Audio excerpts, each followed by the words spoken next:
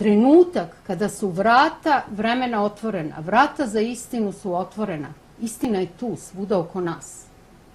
Ali ljudi ne žele da znaju istinu. Jezuitska stara maksima je: ljudi žele da budu prevareni. Vara ih.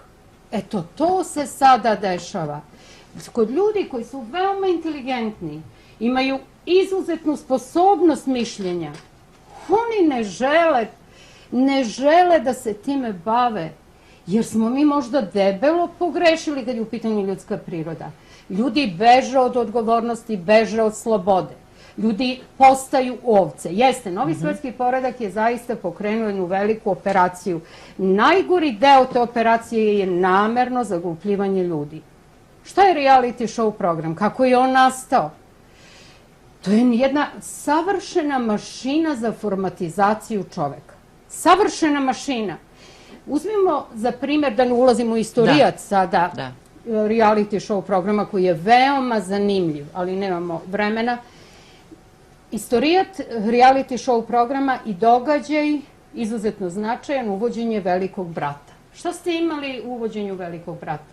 Džinovski Bentamov panoptikon realizovan pred TV kamerama. Šta je Veliki brat uradio?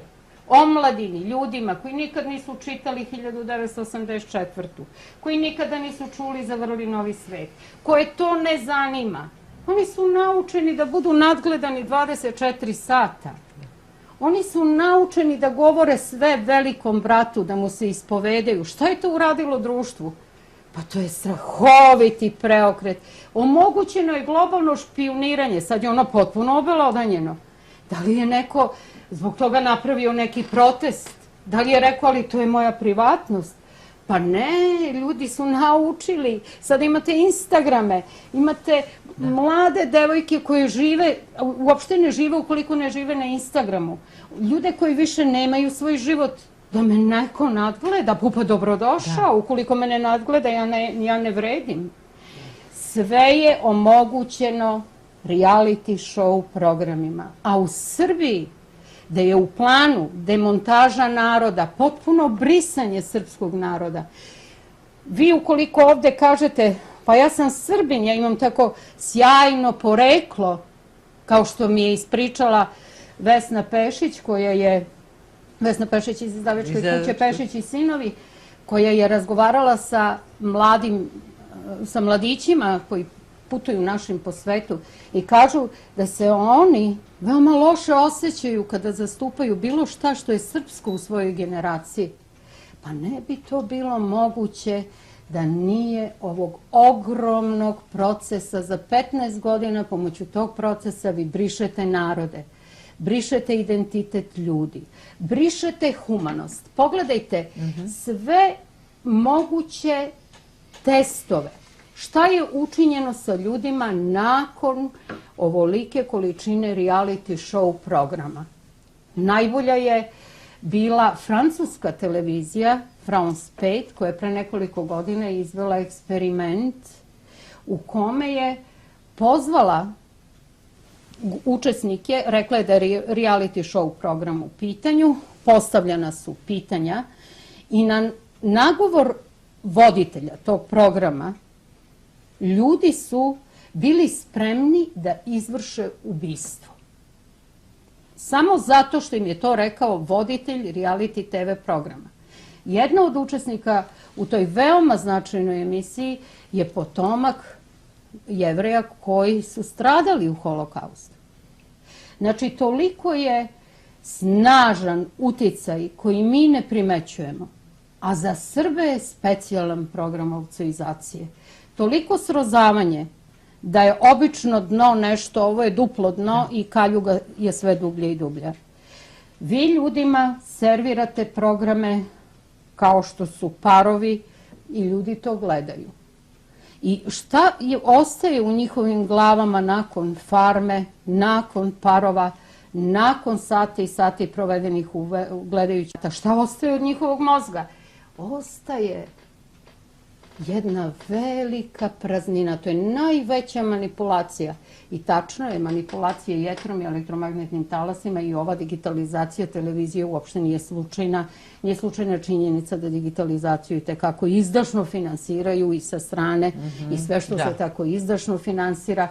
To je, znači, mogućnost da vam se deluje na podsvest. I veoma je važno to znati, jer ukoliko se to ne bude znalo, čovečanstvo će veoma brzo u stvari nestati najvećim delom, a drugim delom biti transformisano i roboti će se predstavljati kao superiorna bića i svaka mašina zapravo je superiornija od ljudi ovakvi kakvi su sad, jer su izgubili sposobnost da misle. Mišljenje je najvažnija aktivnost čoveka. Mislite na Srbiju, taj problem je izuzetno kompleksan i treba ga razmotriti iz istorijske perspektive i iz perspektive svega onoga što je činjeno u masonskoj Jugoslaviji i nakon toga u sledećoj masonskoj Jugoslaviji i potom sada takođe pod uplivom delovanja tajnih društava i ne više tajni kada je u pitanju Srbija, jer se upravo u Srbiji obelodanjuju njihovi planovi za novi svetski poredak. Tako je to bilo, čini mi se, pre 6 meseci ili možda manje. Sastanak trilaterale takođe na prostoru u Srbiji. Sad imamo gradnju takozvanog Beograda na vodi koji se reklamira kao grad iz snova. U stvari u pitanju je jedan od rokfelerijanskih gradova koji postoje samo 4 takva grada u Sjedinjenim Američkim Državama i čini mi se oko 20-ak u svetu. I to su gradovi koji mogu jako dobro da vam predstave šta se očekuje u budućnosti. Mi kao narod, toliko smo toga zapravo pretrpeli sa svim gubicima koji su genocidalni po jedan narod. Neverovatno je strašna ta istorija. Treba takođe razmotriti i shvatiti šta se dešava sa našim sunarodnicima koji tako lako staju na stranu našeg najvećeg neprijatelja.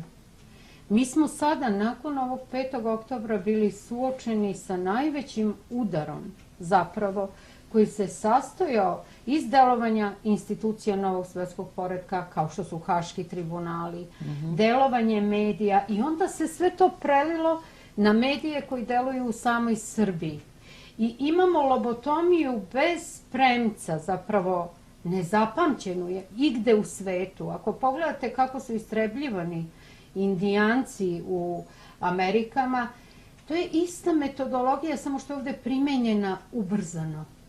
Za jedno kratko vreme, za 15 godina.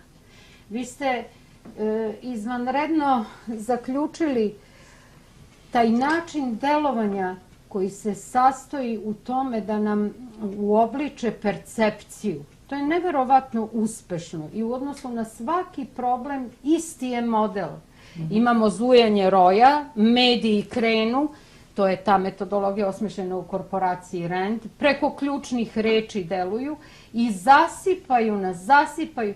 Evo, gospodin Lučić je govorio o mladim Beograđankama koje će sada entuzijastički se okrenuti Arapima, pa hoće, ali pogledajmo naslovne stranice medija, naročito Ringijerovih medija na naslovnim stranicama, na naslovnoj strani, kako je krenuo taj talas, odmah se jedan naslov izdvojio, to je Turci umeju da pričaju fantastične priče. Arapi su tako seksi, Beograđanke otprilike u akciju. I to je ono što ta omladina koja nema više obrazovanja, ima samo tog školskog sistema, škole za sluge i neverovatnu mogućnost da nakon onih 15 minuta slave o kojima je govorio Warhol, koja je izuzetno važna bila slika koju nam je on predočio. Fabrika slave se uspostavila i svako dobija svoje vreme na Facebooku. Tu više nema ni žena, tu više nema ni muškaraca, tu više nema ni jedne sive vijuge, sve je to pihtijasta masa koju možete danas da stavite u ovaj sud, sutra u ovaj sud, ali to će ostati ta masa, ma koju formu zauzela. To su sada vijuge tih naših mladih devojaka. Ja uvek i zaista spominjem, i sada sam dolazeći ovde prošla, brendiran izlog jedne brendirane prodavnice, a u izlogu poderane farmerke sa još većim rupama. Dakle, oni nama prodaju, to je veliki test bio, prodaju rite koje niko ne bi nosio nikada, ne bi nijedna devojka dozvolila sebi da to obuče. Ali iza toga je stajala ideja ispitati dokle možemo da manipulišemo omladinom, jer njima je cilj najpre delovanje na mlade ljude, omladinom ukoliko im prodamo proizvod koji je brendiran. Šta sve možemo da im prodamo? I eto, to je pokazatelj, to je bio za njih test. I sada pogledajte kako je lako tu omladinu zavesti na levu stranu, na desnu, bilo gde. Šta oni pričaju? Idite, napustite, imate situaciju, pogledajmo šta rade kada je u pitanju demografski inženjering, od jedne strane, veoma bitne, sastoji se u odvlačenju naših mladih ljudi na zapad. Pamet. Jer je se zna, a to je mi je rekla i Loren Moret, koju sam intervjuisala, žena sjajna naučnica koja je razotkrila delovanje psihotronskog oružja, rokvelerijanskih gradova, teslijanskog oružja pravljenih na teslijanskim uvidima. Izuzetno važan rad Loren Moret. Ja sam je pitala zašto su Srbi na vrhu te liste. Japanci, recimo to... Rađenje mozgova. Rekla je zato što su to ljudi za koje se zna da svojim mišljenjem mogu da proizvedu opasnost po poredak. Kvantijum. I to je. Znači, to je naš problem sa njima, ja? Samo, evo da ubacim, jedna je veoma važna stvar. Moje analize šta pokazuju. Pogledajmo na koji način se u medijima govori o deci koja postignu neke uspehe na zapadu, kao što je to bio mladić koji je otkrio mašinu za razbijanje tromba. O njemu se, izvinite, jeste to divno otkriće, ali šta se sada dešava? Novi Tesla je među nama. Novi Tesla je tu. Što je zanimljivo, Belgija mu daje titulu viteza. To je delovanje na arhetip. Oni znaju tu našu vitešku epigenetiku. Znači, to je izvlačenje ne samo njega. To je tajna, svi tajni društva. To ćete nam objasniti, to je najvažnije. I šta onda? Pogledajmo jedan intervju u nekom od beogradskih listova, gde čovek koji intervjuiše tog mladića na kraju kaže, znate šta sam mu rekao? Mali, briši iz ove rupe. Izvinite, taj čovek je rekao za našu zemlju da je ona rupa. A rupom su je napravili oni koji tako pišu o njoj. I rupom su je napravili sistematski, svi oni koji skrivaju pravu istoriju od Srba, njihovo poreklo, njihovu pravu prirodu i toliko se našu. Znači, oni se usuđuju da našu zemlju, našu domovinu, Srbiju, nazovu rupom i da to dete isteruju iz Srbije. Pazite, zar ne bi bilo normalno? Je li to deo projekta? To da smo mi najgori, da je Srbija crna rupa i da mladi trebaju da odu i da ih ovdje neče... Se sećate, svi vi naravno, pošto otprilike smo sličnih godina, 80. godina. Kako je tretirano Kosovo u Titovo vreme. Kosovo, srce Srbije. Jedna sveta zemlja, fenomenalna lepota i izuzetno bogatstvo. Zaostala zemlja, samo se o njoj tako govorilo. Srbija radi, Kosovo se gradi. Čuvena krilatica Titova. A Srbi koji su tamo živeli, tretirani su kao neki građani trećeg reda. I to je proizvelo.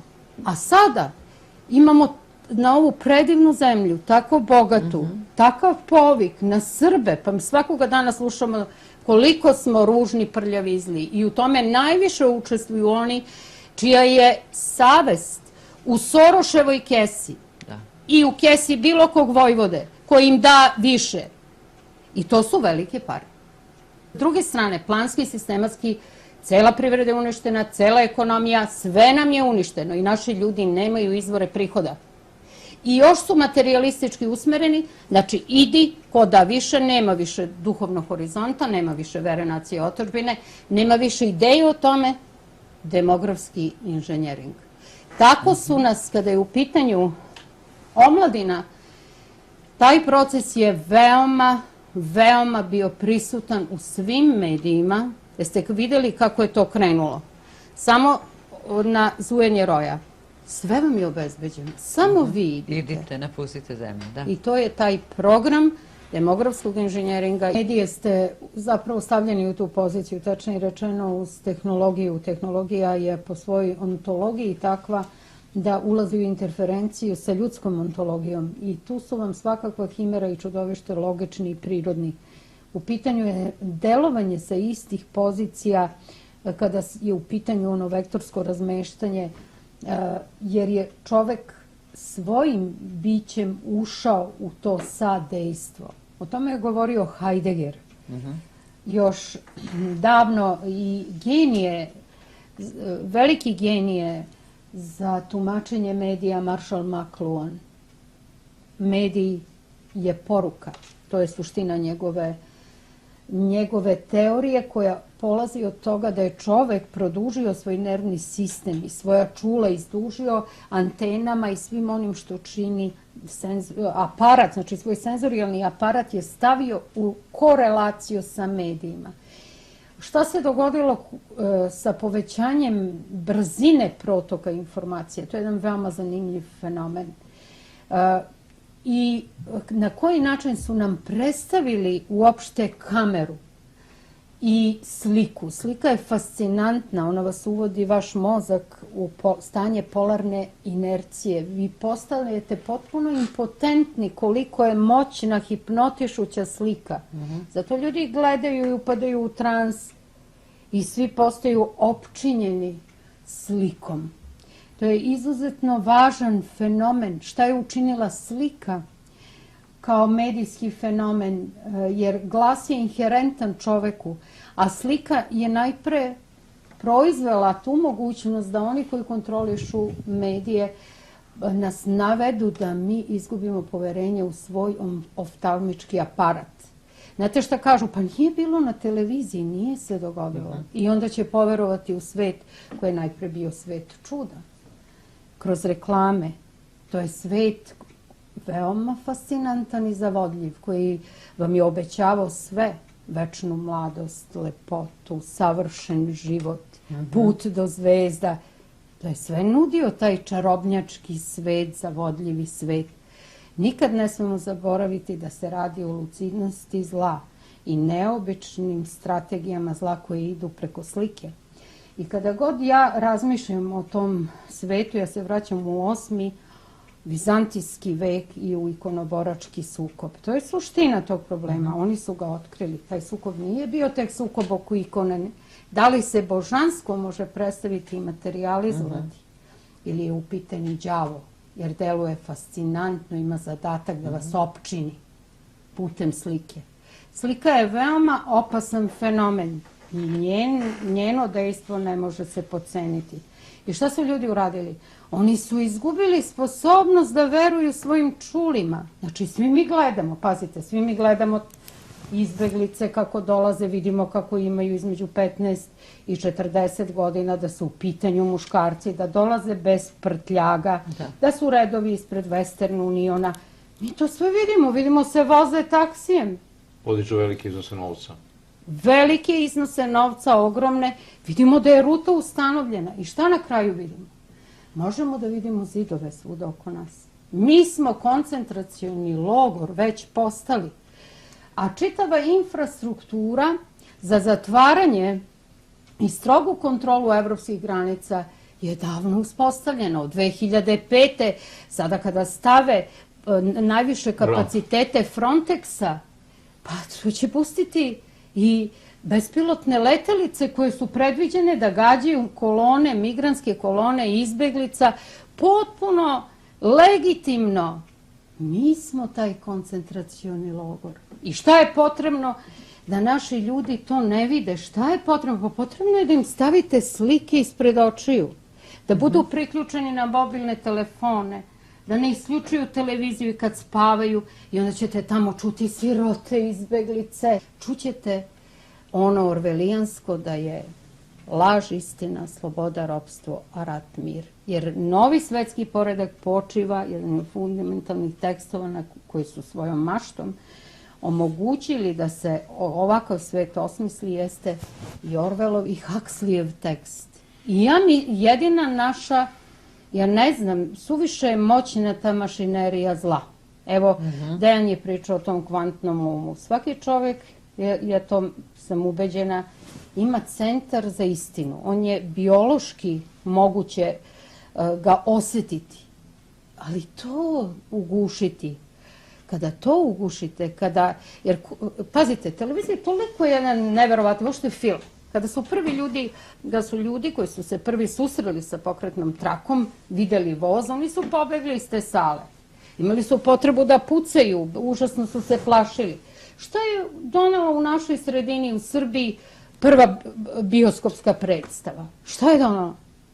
Šta je uopšte urađeno sa nama nakon pojave te prve slike prvog voza koje je protutnjao nekim bioskopskim platnom? To su velike deregulacije, ali ja znam, pazite, i moja baka i bake mog supruga su govorili na televiziji sve lažu. Oni su to imali sačuvano. Osjećaj da sve lažu. Ja sam to stalno slušala. Na televiziji sve lažu. To je đavolje oko. To su govorili. Oni su to znali. A mi smo mislili su oni zaostali. I sada nam prodaju, znači, pazite, prave nas ludim svakoga dana. U svemu, u stanju su da zamađijaju mase i mase metodama koje su veoma dobro osmišljene u tim svim korporacijama, jer se ovde sistematski radi, naš mentalitet je veoma dobro poznat, dajte im vođu, a vođa neka ih grdi, neka im priča da su zatucani i zaostali. Još je Gete to dobro opisao, tog virtuoza sa crnim ogrtačem koji dolazi, zavodi i trguje dušama. Zavodljivost zla se uopšte ne može preceniti, a njen uspeh počiva na taštini, jer taština je najomiljeniji đavolov porok. I naša vrsta, ljudska vrsta, se danas mora zapitati, to su stara filozofska pitanja. Ko smo, šta smo, kuda idemo, čemu možemo da se nadamo? To su osnovna pitanja. Ona se sada moraju iznova postaviti, jer neminovno, ovo što sam govorila, ta pozicija čoveka u kontekstu tehnologije nužno vodi redukciji čoveka. Jer čovek je sada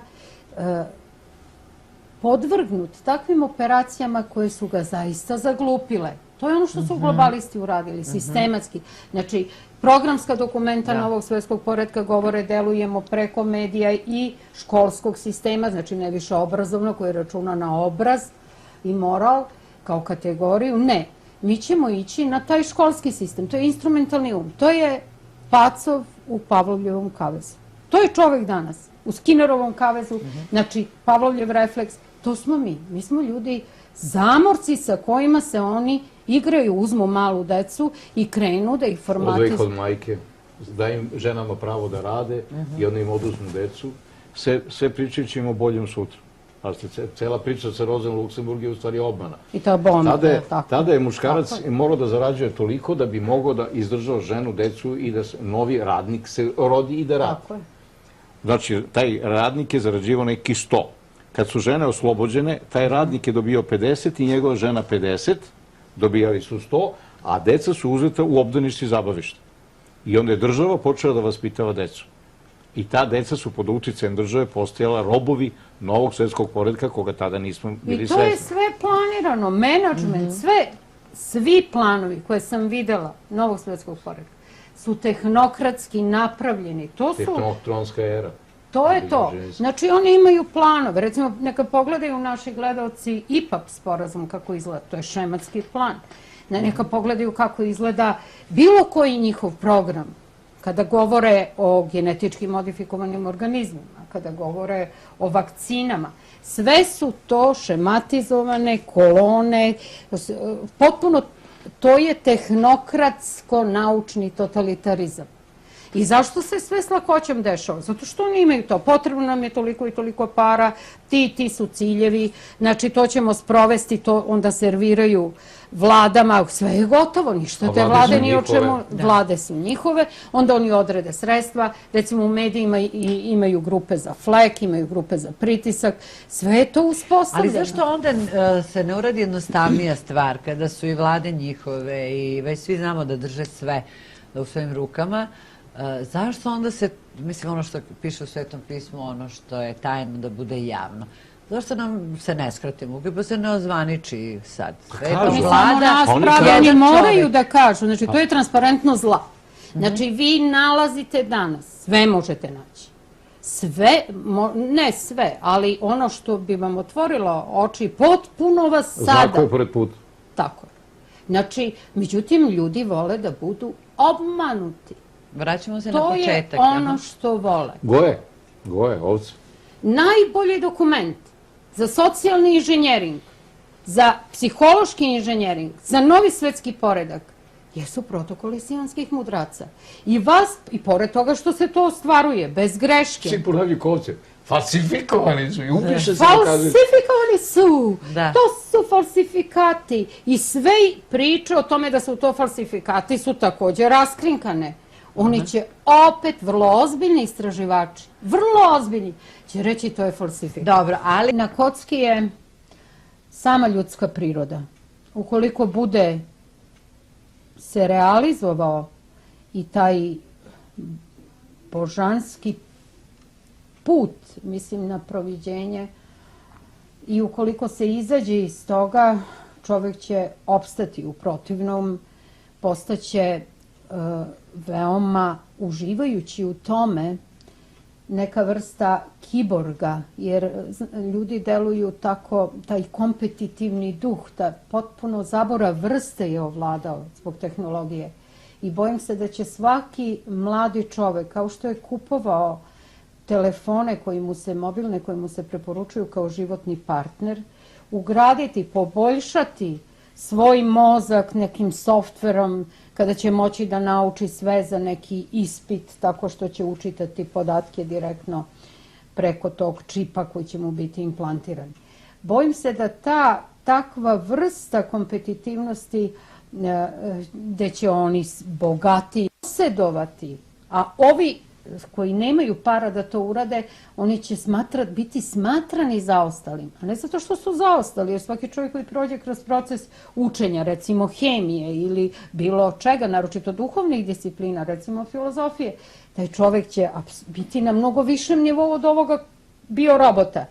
Ali to će se u našem svetu predstavljati kao sinonim prestiža. I to će biti glavni problem kada je u pitanju zavođenje mladih generacija. A onda pogledajmo transseksualizam, to sve ima svoje dejstvo, potom ideja približavanja robota putem filmova i tako dalje, znači sutradan imati nekog partnera robota, bit će i takako prihvatljivo, jer sa njim možete, već ste navikli da budete tako sami, otuđeni zbog te tehnologije, i onda će vam robot biti bliži nego što je neka osoba suprotnog pola od krvi i mesa. Veoma je opasan proces u toku. Opasan jer ja lično mislim da čovjek nije realizovao svoje sposobnosti, da je i suviše pod kontrolom i da je čitava naša civilizacija, ova grčko-rimska, civilizacija kontrole i represije. Ali kad bi se oslobodili, to je ono što su bili Atlantiđani. A to je ključno pitanje, da, kako se osloboditi. Znači, to je telepatska komunikacija, to je sposobnost da materializujete ono što je duhovno. To je svet ideja. Ideje su najvažnije što čovek ima. Nijedna mašina nema ideju. To je ono što ima čovek. Ideje stvaraju novac na kraju krajeva. Fantastična bića. I to oni hoće da unište, da bi vladali nama.